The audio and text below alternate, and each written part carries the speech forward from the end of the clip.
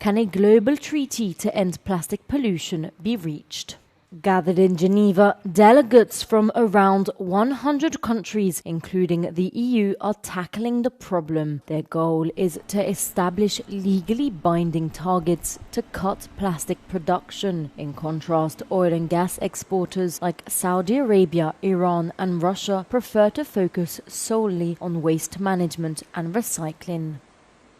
Well, some countries, of course, are worried about the financial implications, particularly if they're a country that exports a lot of oil and gas, which is the main carbon source for plastics. Also, if they're a country that produces a lot of plastic products, they're concerned about the potential financial implications. There's a good number of countries, however, more than 100, who are already agreed on a high ambition treaty. The European Commission is pushing for a treaty that tackles the entire life cycle of plastics, from production to disposal. It also backs a gradual phase-out of certain plastics that are harmful to human health and the environment. A marine biology professor is urging negotiators to take action. That plastic pollution is a global environmental problem. Plastic contaminates our planets literally from our deepest oceans to our highest mountains.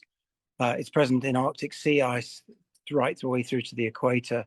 The microplastic pieces that I've spent much of my career working on are now present in the air we breathe, the water we drink, and the food we eat. 460 million tons of plastic are produced each year. 81% of plastic products end up as waste in less than a year. Of this waste, only 9% is recycled, 20% is incinerated, more than 20% is abandoned in nature, and almost half ends up in landfill sites.